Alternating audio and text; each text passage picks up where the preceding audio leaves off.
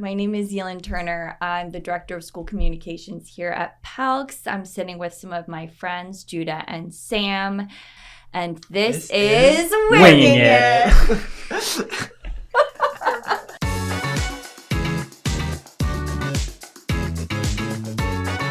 I'm Judah Sutherland.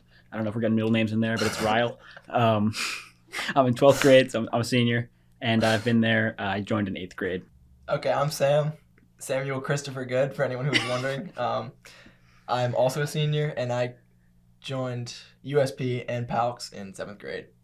Oh, so you've got 1 year on him. Yeah, I do. Not that you're competitive at all. No, we don't really do that. In age, he's got like 16 hours on me, so he's much more mature. We have the same birthday, but I'm like 16 hours older than him. Hold the phone. Like, like actual date or just actual day. Within how many hours? No, August 23rd, 2008. We were both born. Yeah, same. Really? Mm-hmm. That's kind of cute. Thanks. In the same state? Yeah, I think so. I guess. Different hospitals. Yeah. Okay. But how many? 13 hours? 16 hours. I think it was 16, yeah.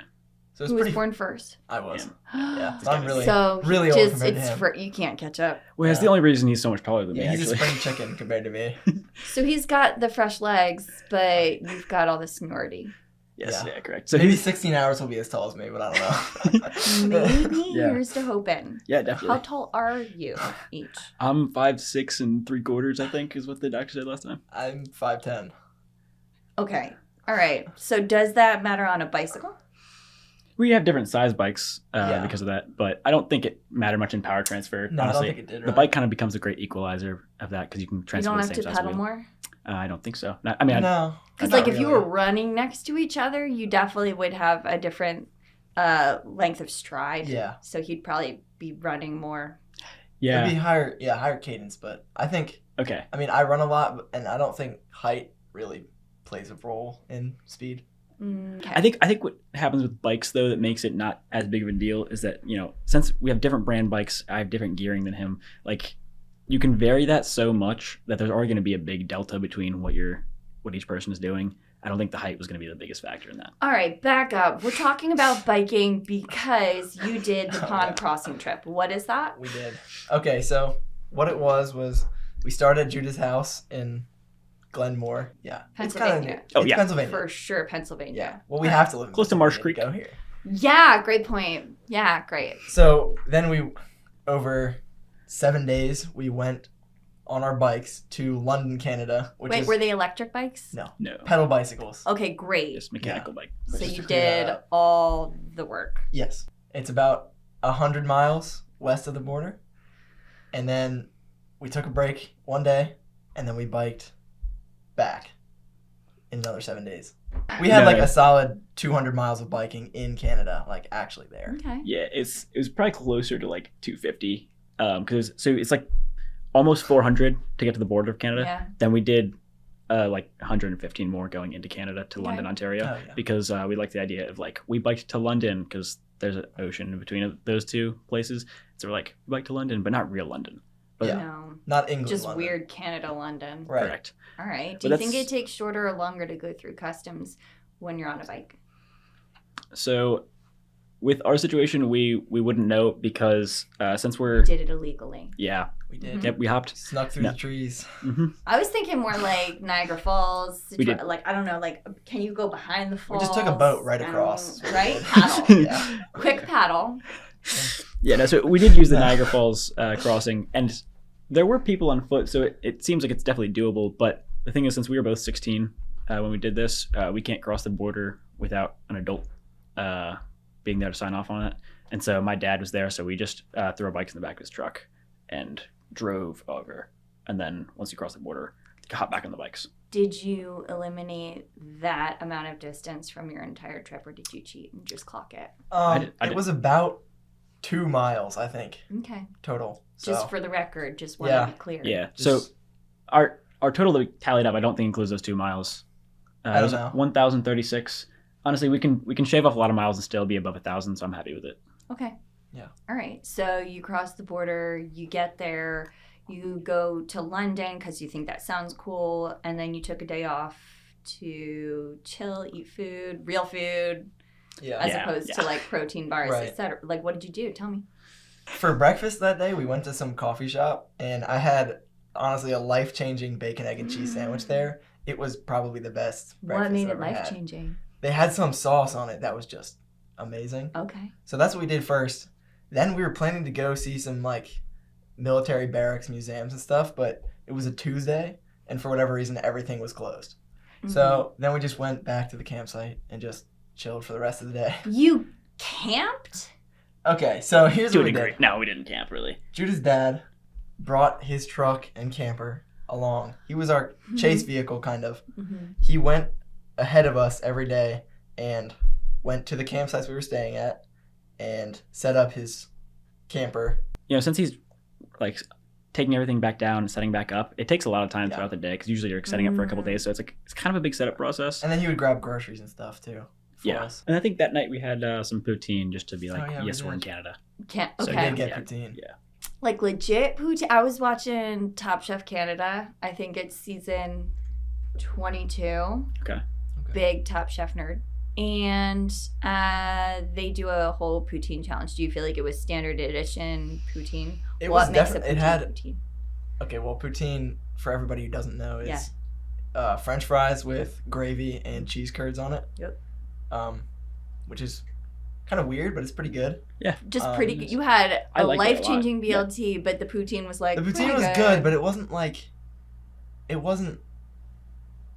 I don't know. I appreciate it wasn't amazing. It was good, but it wasn't like Okay. life changing. I was a big fan of the poutine. I Yeah. think maybe my breakfast sandwich might have not been as good as his, but then my poutine was better. But it was also a great way to refuel because like one serving of poutine was like 2,400 calories. Yeah, it was. We downed that poutine. Yeah, It was like 15 minutes. Yeah.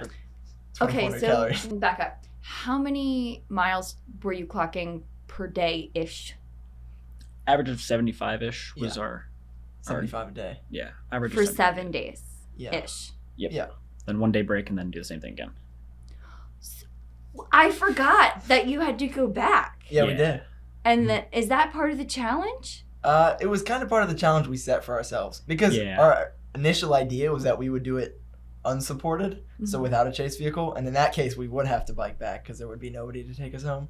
Yeah, but parents But- were not super cool with the idea of us No. doing unsupported. It also They did wouldn't have not ever like that. worked because of a lot of reasons. Yeah, border crossings, booking campsites at 16 years old, nobody likes that. And Also, our like, parents didn't who like it either, so. are you gonna like put a tent on your back? Like, Yeah, that was the plan. Yeah, well, so like baby bags. It's just like a waterproof bag that goes around your sleeping bag. It's a lot lighter than a you're tent. giving me parent anxiety. Yeah. I'm glad you had a chase vehicle. Thanks. Yeah, we are too. Yeah, it was a lot nicer that way. It made it really fun. Thanks, Judah's dad. Yes, absolutely. Thanks again. All right, so counting calories to make sure that you're sustaining enough energy. Did you have to learn a little bit about nutrition before you went on this trip? I think it's kind of like the way we have lived our lives before that kind of lends itself to already knowing what a lot of the calorie counts are and how we expend them because he does a lot of running. Yeah. I did a lot of lifting. And so it was also like fun because we both did sports that weren't biking and then kind of just like both kind of got into the biking together. And it was like our equalizer between doing completely different sports. Did you have to practice a lot of biking before you did it? Or were you like, I know how to ride a bike and I'm fit, so let's go? I probably should have. Maybe I shouldn't have because it was fun the way it was. I did not really train very much. I did 3 training rides that were before it in any like, close proximity to the actual trip. I'd done like longer rides like a year prior. Mm-hmm. But then to train for it, I did a 14-mile ride and then another 14-mile ride and then a 40-mile ride. And that was all my training to do 75 But before that, back to back. Before that, we had, like, the way we got this idea was we were on a bike ride to Philly. Mm. And that was like a 65-mile ride or something. Just And- for funsies. Yeah, Yeah. just on a Saturday. Just, you know, didn't have anything else to do. So we went to Philly and we were thinking, well, we could make this a whole thing. We could, like, go Do to a Canada. whole I don't thing. know. Another country would be interesting. Uh-huh. So that's when we got the idea, like, a couple years ago when we were riding our bikes to Philly. So it wasn't Wait, like so you've been doing random long bike trips together for several years? for a couple years, yeah. Yeah, probably 2 years maybe. Yeah, probably I'd 2 say years. 2. Okay. Like, very sporadically. Like, Yeah, like here we've and done there. maybe 3 or 4 probably. Yeah, I'd say probably 4 because there's 2 to Philly and 2 to Valley Forge. That's definitely 4 more than me, so that's Okay, cool. well, Do you have good bikes? yeah. We do now, yeah. What I started with was I borrowed one from my dad, and then you had like a mountain bike that you started with on the first time we rode to Philly. Yeah. And then after that, we had so much fun. We were like, let's buy some serious road bikes. So then I bought a used Cannondale Synapse, which is like would be middle of the road for road biking. But then for this trip, we needed gravel bikes because a lot of it would be like not on roads. And then especially once you get up to Canada, apparently their definition of a road is not exactly the same as ours. Yeah, definitely. There was one road they were on called Baldwin Road that was like had ruts like this deep and this wide from tractor tires, and it was just mud. In the very center was just like a swamp basically, and it was just mostly grass, mixtures of grass, dirt, gravel, mud, lots of things that aren't usually found in the middle of what is a like named street. Yeah. But so it's good we had gravel bikes. I bought a like barely used Specialized Diverge E5 gravel bike. You got? I bought a pretty heavily used gravel bike, but it was really solid bike. Didn't have any problems. Is a gravel bike different than a road bike, or does it just have a fancy tire? Yeah, pretty much just a fancy just a tire. And so gearing is also slightly different, but that depends on like the generation of it, because newer ones, their gearing leans a little bit more towards that mountain bike gearing, where like you've got sprint gears, you've got like really low climbing gears, whereas an older gravel bike is more of just a road bike, so road bike gearing, and then you've got the knobby tires. So it's a sport that's kind of evolved. But are we talking gear adjustment on both handles versus just one handle? Yeah. Because I know you've got like the low, slow, big chunkers, and then you've got like the micros in between. Right. So my bike was just one like cassette that shifted. Yeah. So I just had one shifter. Judah had two. Yeah, because so his is like 1 gear in the front and then 11 in the back. Yeah. Mine is 2 in the front, 8 in the back. Yeah. And so I can switch between the front 2 on just like a little button this way and button that way, and then the back 8 is I really mainly just use the back 8 because the big gear in the front is like for kind of sprinting, and we're not really doing a sprint. We're going a pretty far distance. No, the opposite of a sprint. Yeah. For sure. Do you have any vivid memories of when you learned how to ride a bike? Ooh, that's a good question. Yeah, I mean, not vivid, but I do remember it was like about when I was like 4. 3 or 4, I learned how to ride a bike. And then my parents, I think for my 4th birthday, gave me a Tiger bike, which was just a bike with tiger paint, and that was pretty great. That was a good bike. Legit? Yeah. That was fun.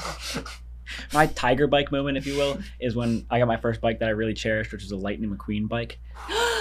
It had like the cool tires, like the little like fire design on the tires, and it was it had Lightning McQueen on it. It was red. I used it so much that like I really stretched out the chain on it, and so there would be like towards the end of its lifespan, if you will, I'd ride it and the chain would just pop off like every 100 feet, and I'd just like get back down there, throw the chain back on, and just keep going. Like, unbothered. Yeah, because I didn't really realize you can just buy a new chain. So I was like, well, this is the way this bike functions now. From now on. This is how it's going to be. This is how I bike. It's part of the process now. Okay, so you have done some long trips before. You did a couple rides like leading up to this just to make sure your legs were, knew what was coming. Yeah. Do you have like super specialized equipment, or are you guys just like chilling in hoodies? No, we did get specialized equipment. Yeah, we got cycling uniforms basically. So like, Did you customize them? Do you guys have a group name? What's happening? Yes. We do. Okay. Yeah. So the group go ahead. No, you got it. All right. So the group name actually came about from a pair of sunglasses that I was wearing when we rode to Philly. They're called they're from a company called Blenders. They're called the Buttery Bros. I'm familiar with Blenders. Oh, yeah. So as the Blenders Buttery Bros, I was like, that's just such a silly name. I was like, dude, guess what these glasses are called? Like, the Buttery Bros. That's hilarious. And so we decided we're the Buttery Bros. We are the Buttery Bros. Okay. So that's just that's our group name now. It's just kind of stuck after that. We like dapped up. We're like, we're the Buttery Bros, and those seal the deal there. Yeah. So. I love that. So our jerseys. So we said the Buttery Bros right here, and then on the back it said "Bad day to be a hill." So we did get custom jerseys. Do you have those fancy shoes that click onto the wheels? Yes. We did. That's one thing a lot of people that like don't do long distance cycling don't realize is like probably the biggest game changer is having clip-in versus not clip-in. Why? Because you can pull and push. If you don't have clip-in, you can't pull, so you're just using your quads. If you can pull, you can use your hamstrings.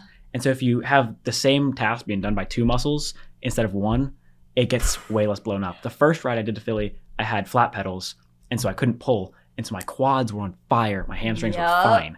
And so that means you're going to cramp like crazy. Yep. Because one's tight, one's like hasn't been doing anything. That makes so much sense. Are they also fun to walk around in? Do you feel like a tap dancer? A little bit. I don't know. I got shoes that had like rubber tread that went below the clip, so it didn't really sound like rocking regular shoes. So there's like a little cavity inside the shoes. I had ones that were similar. So there's like a little cavity so that you can still step over like where the pedal connects onto it, but then it's outside of that cavity. It's still like a regular shoe sole that goes past it. Okay. I had Crank Brothers. They're technically mountain biking shoes because my feet were just too wide for any road biking shoes, like clip-in shoes that there were at all. And so I They don't tried a need couple. you. Yeah. So I just got some mountain biking ones and they were really comfortable. I'm glad I got them. Nice. Yeah. So how many outfits does it take to get through a 2-week bike trip without a laundry machine? Actually, we did laundry. Actually, I don't want to know the answer to that. So- No, tell me. You're going to love the answer, actually. We did laundry every single night. Pretty much a lot of campsites have laundry.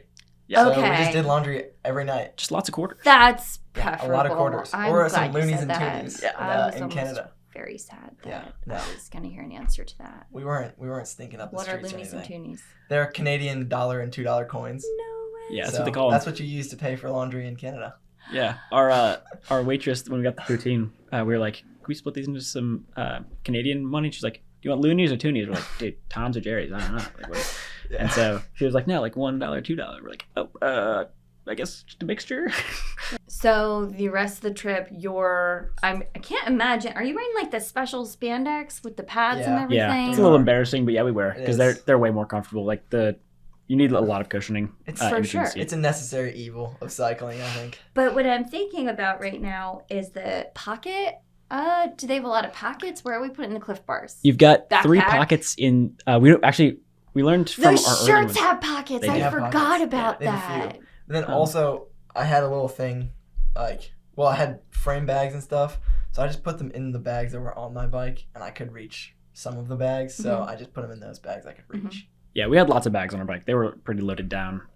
My bike, before I loaded it down, was probably like 19 pounds, and then after I loaded it down, was probably closer to 50. And so we had I had a center frame bag, goes in like the triangle of the center of the frame, and then one on top of the like main frame bar that had my phone in it, and then I had a front bag that's on my handlebars, and then a aluminum rack on the back that I had a backpack like bungee corded to, and most of the stuff was waterproof. Like my kid's seat, Yes. but with food. Yeah. But more aerodynamic? A Um, little like lower and oh, like hidden yeah. behind your body probably. Yeah, it is behind your body. Yeah, that's Not like a full 2-year-old kicking your back the whole time. yeah. No, it wasn't kicking me. No, Mm-mm. and that's great. Are we talking camelback status for hydration? What are we doing? No, you had So I had a water bag would be in a camelback, but I put it in my frame bag Mhm. and then had the tube just run up over the handlebars so I could get a drink when I needed it. Okay. And I also had 2 water bottles just in water bottle holders on my Okay. handlebars. Are we too cool for the backpack? What's the... just like any weight you add on top of yourself is pressing you down onto your seat, and saddle sores are honestly more difficult to deal with than leg soreness. So it's all about being Yeah. as zero gravity as possible. Keeping Definitely. stuff off your body is the best way to do it. Yeah. Okay. Because we didn't have any bags the first trip we did. We wore backpacks. Didn't realize that's just Yeah. going to destroy. That was Mhm. tough. Like riding a horse for the first time? Mhm. I've never ridden a horse. Okay, But maybe you should. When I do for the first time, Yeah. I'll Keep it take in it mind. out. Yeah. Don't wear camelback. Okay. Yeah. For sure. That'll make or break you. Yep. So you said you were chitty-chatting a lot throughout this Mm-hmm. journey, but you didn't have, I was imagining a headset so you could just, be in each other's headspace. But no, you were, old-fashioned, just, Yeah. yelling out, what's up, dude? Yeah, we're still riding. Pretty much the gist of it. Yeah, Yeah. I'm pretty sure that's exactly what we said every time. Yeah. That was all of our We're still conversations. out here. No. No. I mean, honestly, we did say that a lot. On some roads, no traffic roads or roads with big shoulders, we would go next to each other, Mhm. which definitely made it a lot easier to communicate. And then we were on a trail, the Pine Creek Rail Trail, which is in northern Pennsylvania it's 65 miles long, I think. Roughly. Sounds beautiful. It's It's great. really nice. So yeah, there we were side by side because we had a lot of space. Nice. So Yeah. And also, there's a lot of shoulders. Once you get up north, either, whether it's for pushing snow off the road onto the shoulder instead of just into people's yards, they have really big shoulders. Yeah. And so there'll be a lot of roads, or especially if you go into medium-sized highways, highway, like Route 19, Route 16, they've got a substantial shoulder. And we kind of just pull up to a road and be like, is this shoulder yapping width? Yeah. I think it is. Then we'll ride next to each other and talk. If Do you not, have a sign language for that? Like, no. We just gotta be like, yo, is this yapping width? Yeah, I think so. We'll try and go next to each other.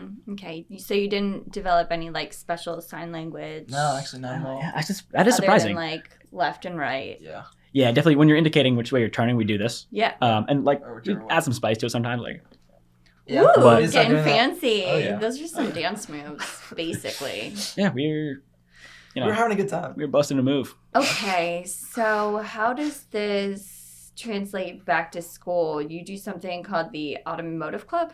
Yeah, we're both in that. I started that in my sophomore year. I just really love cars, and I love working on stuff, and I wanted to kind of share that passion with other people there, get other people into it. So first year, my friend Mark had a go-kart frame that had been sitting in his yard for a while. So we sourced an engine from Sam, and then just bought a bunch of other parts, got that thing all into a coherent go-kart that can drive.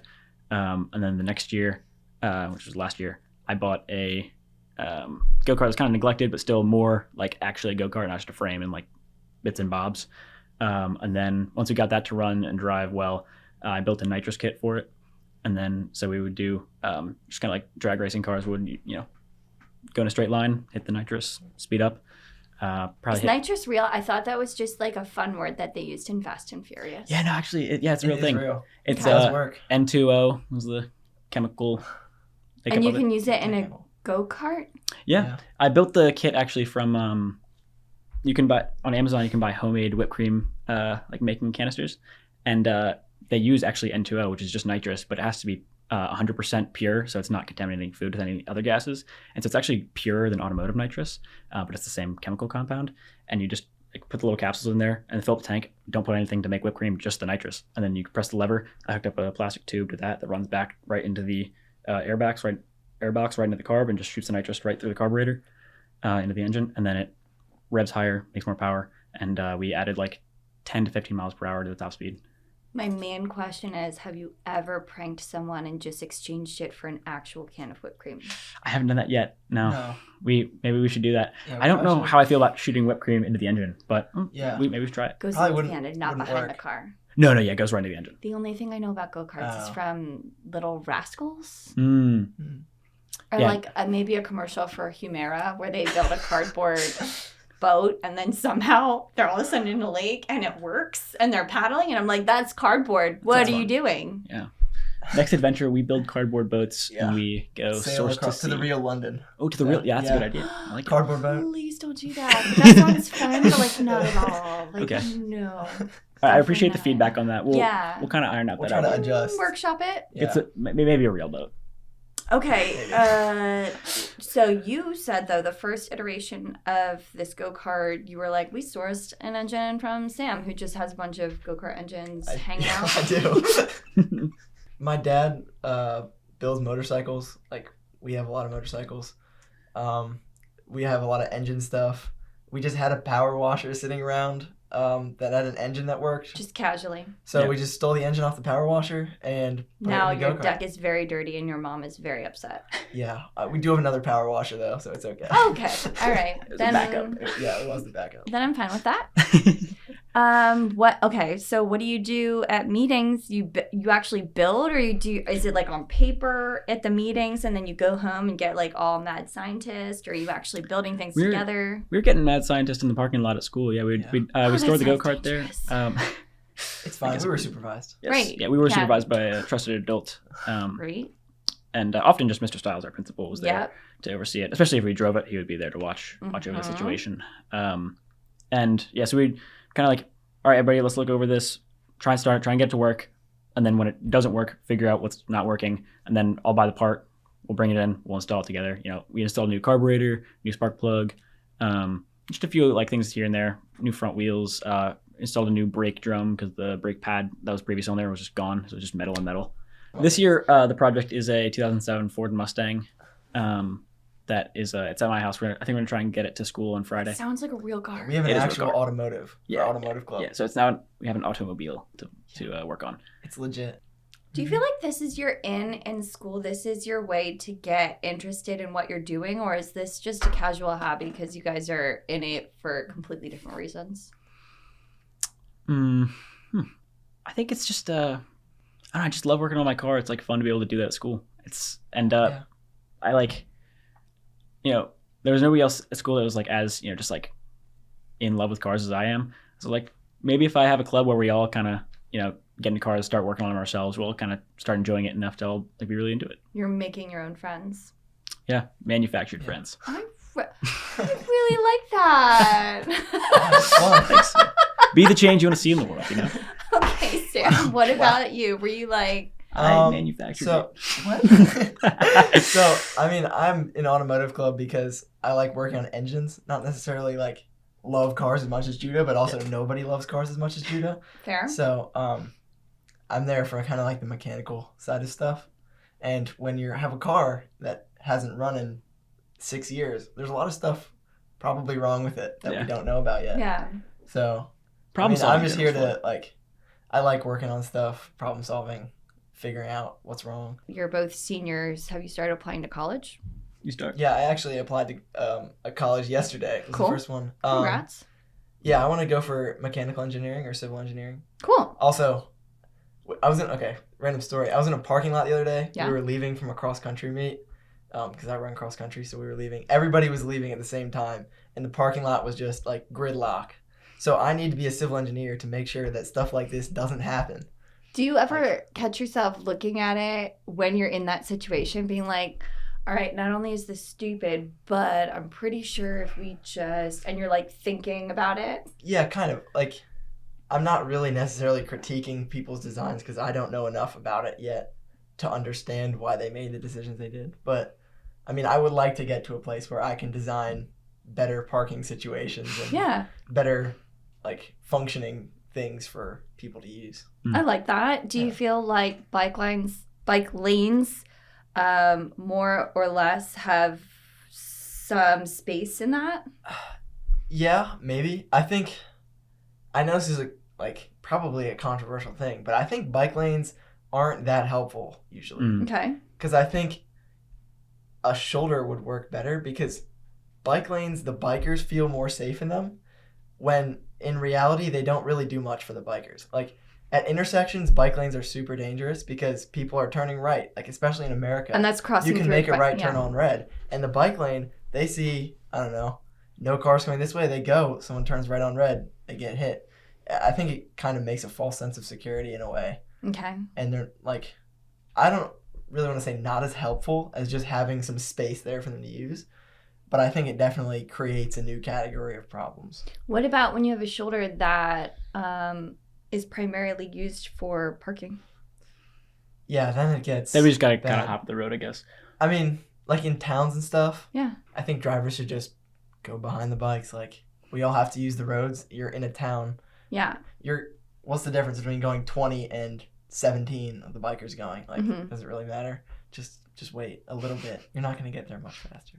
Do you think you'll do anything to, I don't know, explore that dynamic moving forward?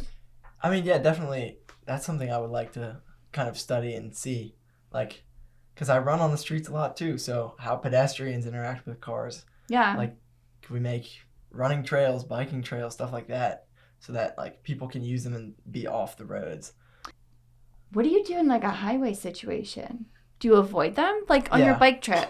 Was it the second day that my GPS just basically told us to just hop on a 4-lane highway? Yeah. It's we didn't do that. We turned around. Yeah, we just backtracked, added a couple miles by just backtracking, and then figured out our own way, kind of just, threw in Google Maps, let's avoid these highways. And then from there on, we pretty much used Google Maps as opposed to my downloaded GPS that I had on my head unit. Google Maps is what told us to go on Baldwin Road, but to be fair, they don't know that it was just grass and But also, to be fair, Baldwin Road does have a sign that says, not a public road, use at your own risk, which we conveniently left out the first time telling the story. It's funnier that way. Yeah, it's when we introduce that later. Yeah, so we did use it at our own risk. Hey, we got across too. It wasn't that bad. It was fun memory, so Great memory. That's all you can ask for. So you just applied to your first college yesterday, looking for something in civic engineering or just that general scope category? Yeah, something engineering. Are you trying to stay close to home or are you getting far away? I'm trying to stay like pretty close. Within biking distance. I mean, well, biking distance, that opens it up a lot now that we've gone. Now that you've gone to Canada, what does that even mean? What is biking distance, right? Other countries are within biking distance, so I don't know, we can go pretty far for college. Okay. Actually, the main college I want to go to, I guess that's within biking distance, because I want to go to Virginia Tech for mechanical engineering. Okay. Mechanical engineering. Yeah. I would like to do that, because I want to be an automotive engineer eventually. Okay. So you want to make the cars and you want to figure out how they're going to share space. Yeah. And get around. It'd be a great tag team. Yeah, you guys should I don't know. Yeah. Buttery Bros? Oh, dude. Buttery Bros Incorporated. I think there's something in your future. Could be. A collab, for sure.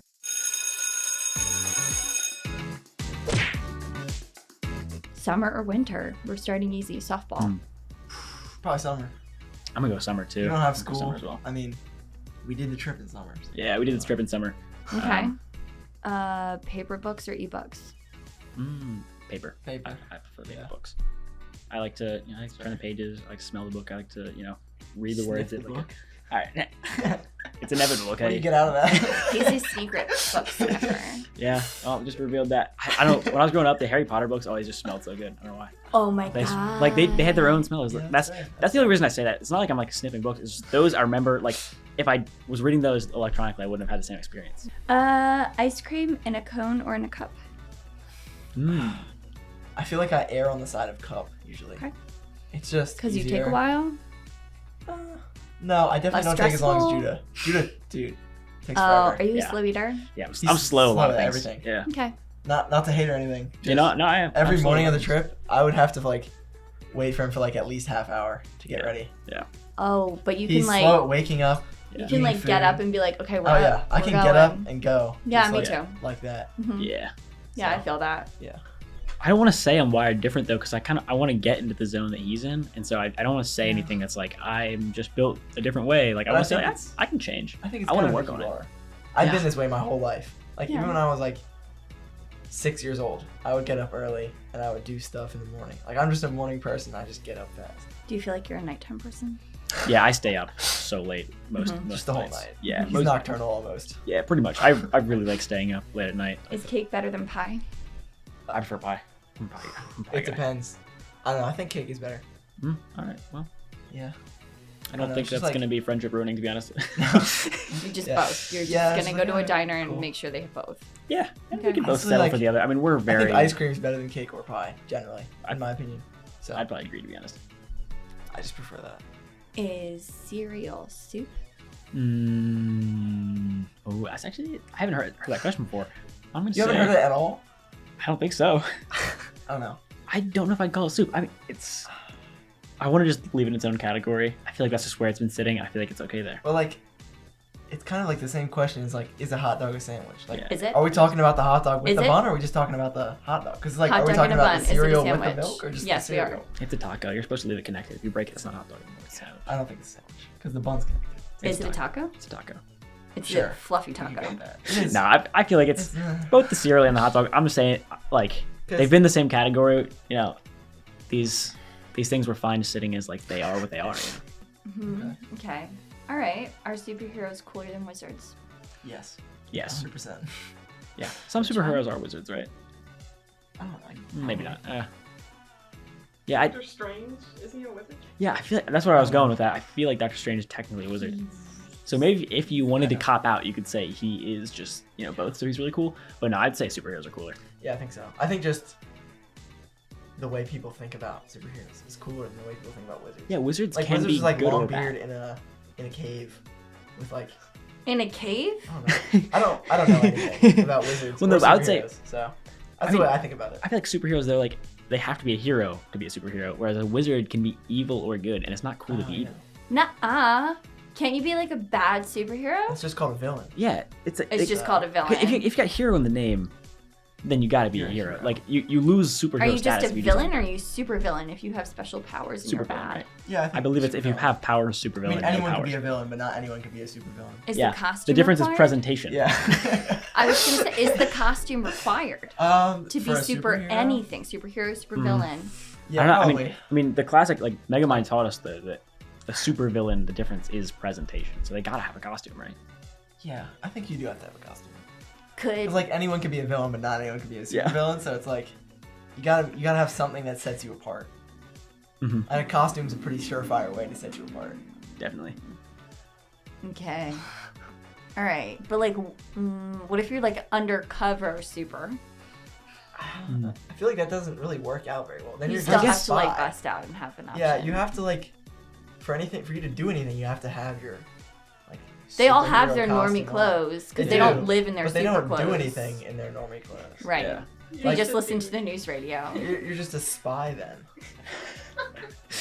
I mean, okay, there maybe are a couple that like could fall in the supervillain category that are like they're wearing technically something regular. Like you could say like Fisk or like Kingpin is like maybe supervillain level, maybe street villain level. I don't know, but like he's wearing a suit, but he's just so huge that suit is like already so big. Right. Like the presentation is there because of his Yeah, character. yeah, that's fair. That's fair. So I feel like no matter what, if they're gonna get in a super category, they already have some sort of presentation that like You have to stand out. if you just Cape or no cape?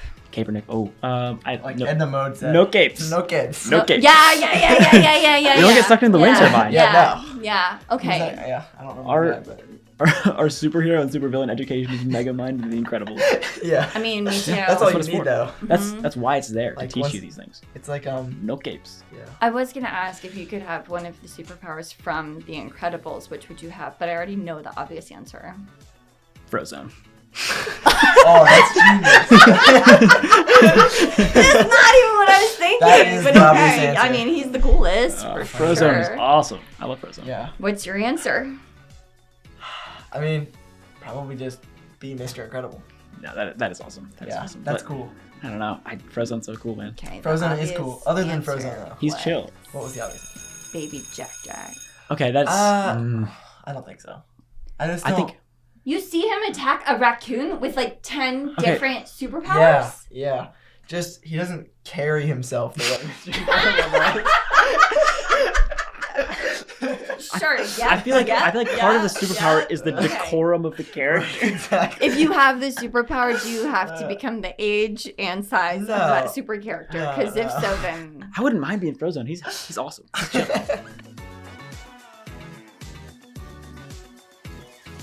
and you called the trip. The pond crossing. Sort of as just a joke name because we went to London, and a lot of people when they say like they went from America to England or like to London or anywhere in Europe, crossing the Yeah. pond. Mhm. And so since we went to London, which is the London in Canada though, we didn't really cross the pond, but we're calling it the pond crossing because Yeah. that's what it was. We were Would you feigning. go back for the BLTs? I think Probably not. He said it was life changing. It was really good, but And then he was like, That's- and we're good. yeah, I mean, you can just have one experience, and that's Yeah. good. Okay. It's it's good for, time to find the life-changing version of another food. Yeah, it is. Ooh. Maybe a little closer to home, or maybe far away, but somewhere else. Are you already in- planning your next trip? In Washington. Washington Yeah. State. State. Yeah, we Yeah. kind of want to. Whoa, from here?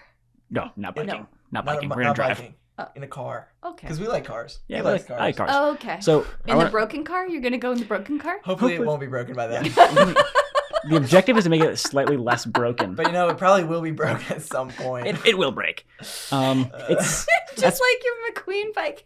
yeah. Pop the Yeah, chain just back keep on. fixing it. Just keep fixing it. That's how it works. That's how you That's operate how the it car now. goes. You just fix it every now and then. Okay. Yeah, that's what happens when you buy your like one of your dream cars as a kid. You kind of have to buy the really cheap broken one. Yeah.